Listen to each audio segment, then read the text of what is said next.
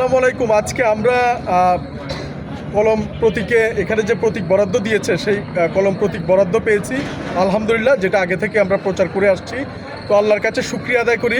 আপনারা যারা দেখছেন সবাই আবার আসলে ওই ধরনের বিশাল বাহিনী, কমিটি কিংবা কর্মী কিংবা প্রত্যেক ওয়ার্ডে ওয়ার্ডে যে ক্লাব ঘর করে দেওয়া ওই রকম আসলে আমার কিছুই হয় নাই। আপনারা ভিডিওটি শেয়ার করলে হয়তো বা আমার নির্বাচনী আসন নোয়াখালী 5 বাংলাদেশ সংসদীয় আসন 272, এই নোয়াখালী 5-এর কোম্পানিগঞ্জ, কবিরহাট, অশ্বদিয়া, নিয়াজপুর এই এলাকার মা বোনেরা এবং বাবা মায়েরা আপনারা দেখতে পারবেন। হয়তো অনেকে সোশ্যাল মিডিয়া ব্যবহার করে না, নেট থাকে না, আমার সম্পর্কে অনেকে হয়তো জানেও না।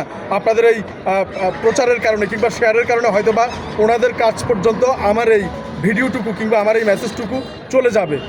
আমি আকণ্ঠ অনুরোধ জানাচ্ছি, আমি রাজনৈতিক কোনো মানুষ নই। আমি বিএনপি, আওয়ামী লীগ, জামাত, জাসদ, বাসদ, এনসিপি কোনো দল করি না, কোনো দলের পক্ষেও না, এবং কোনোদিন মৃত্যু পর্যন্ত কোনো দলও করব না। কোনো দল বাংলাদেশের বেওয়ারিশ মানুষদের জন্য একটি বেওয়ারিশ মেডিকেল কলেজ তথা এই নিঃস্ব মানুষদের জন্য তুলে ধরার মতো কোনো অবস্থান এখনই তৈরি করে নাই। তাই আমি স্বেচ্ছায় আমার সর্বোচ্চটুকু দিয়ে এই সংসদ পর্যন্ত এই মানুষগুলোকে টেনে নিয়ে যাওয়ার জন্য আমার এই ব্যক্তয়। আমি নির্বাচনে হেরে গেলে আমার 2 টাকা লসও হবে না, 2 টাকা লাভও হবে না, আমি একবেলা ভাত না খেয়েও থাকবো না।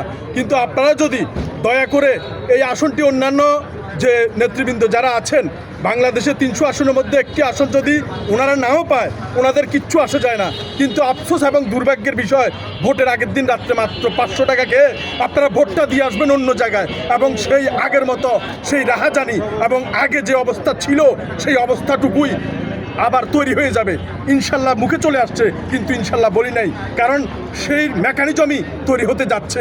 আপনারা শুধু অপেক্ষা করেন, কে কত চাঁদা দিবেন আগে থেকে রেডি করে রাখেন।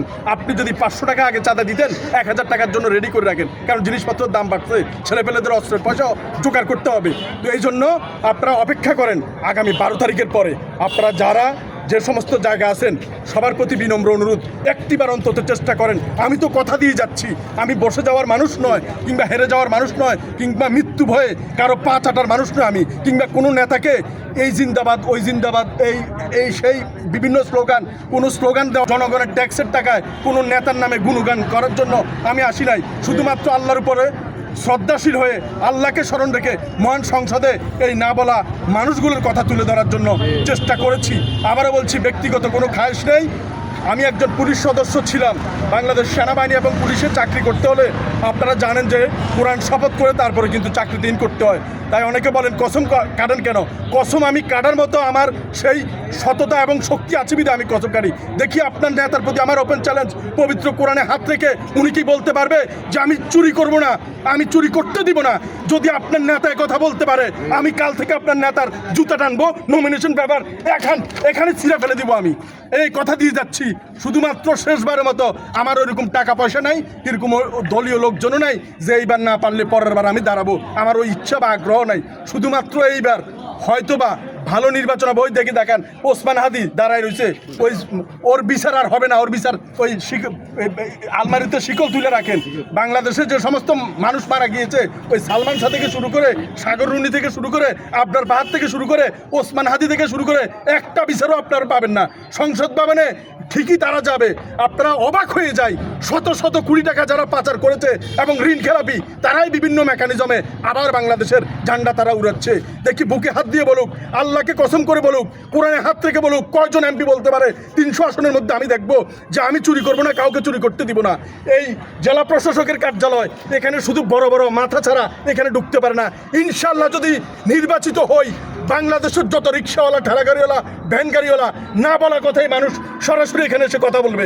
যদি মানুষের কথা রাখতে পারি, মানুষের ভোটের অধিকার, মানুষের নিঃস্ব না বলা কথা, প্রবাসী ভাইদের যে সমস্ত অব্যক্ত কথা, সেগুলো যদি তুলে ধরতে না পারি, তাহলে এই সংসদ থেকে ইস্তফা দিয়ে পদত্যাগ করে আমি চলে যাব ইনশাল্লাহ।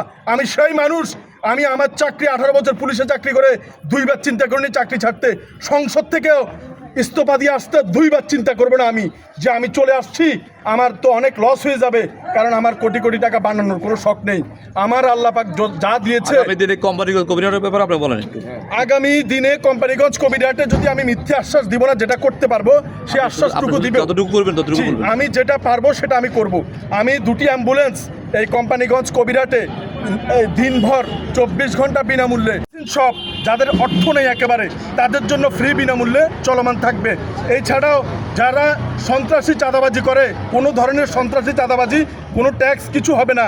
যদি সন্ত্রাসী চাঁদাবাজি করতে হয় আমার লাশের রিপোর্ট দিয়ে করতে হবে। এবং এই নোয়াখালীবাসীর যে সমস্ত সমস্যা ছিল, যে বাঁধের সমস্যা, পানির সমস্যা, নিষ্কাশনের সমস্যা, এগুলো আমি আমার সর্বোচ্চ চেষ্টা করব। যেটা পারবো না সেটা নোয়াখালীর যে বিখ্যাত ব্যক্তিবর্গ রয়েছে, ধনশীল ব্যক্তিবর্গ রয়েছে, তাদের নিয়ে এটি সমস্যার সমাধান করব। এবং আমার ব্যক্তিগত কোনো চয়েস নাই কে মেয়র হবে, চেয়ারম্যান হবে, মেম্বার হবে, এইটা আমার কোনো বাণিজ্য নাই। এবং আমি টাকা খরচ করার মতো কোনো লোক আমার পেছনে নাই। যারা টাকা খরচ করতেছে তারা কিছু একটা আশায় বসে আছে। আমার যেহেতু এই আশা নেই, তাই আপনারা দয়া করে আমার প্রতি একটু সদয় হবেন। আমি যদি জিতে যাই, বাংলাদেশের সকল নিঃস্ব অসহায় বেওয়ারিশ মানুষরা জিতে যাবে।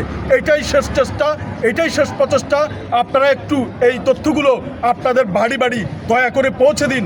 আমার সেই নেতাকর্মী, সেই লক্ষ লক্ষ টাকা আমার নেই যে আমি প্রত্যেকটা ইউনিয়নের ওয়ার্ডে কেন্দ্র চালাবো, এই ধরনের সক্ষমতা আমার নেই। আমার জন্য একমাত্র আল্লাহই ভরসা, তাওয়াক্কালতু আলাল্লাহ। আর কোনো প্রশ্ন আছে? আমার প্রতীক হচ্ছে কলম। আগামী 12ই ফেব্রুয়ারি 12 তারিখ যদি আপনারা একবারের জন্য, আমি রাস্তার ছেলে কি পারি না, ইনশাআল্লাহ আল্লাহ আমার সহায়।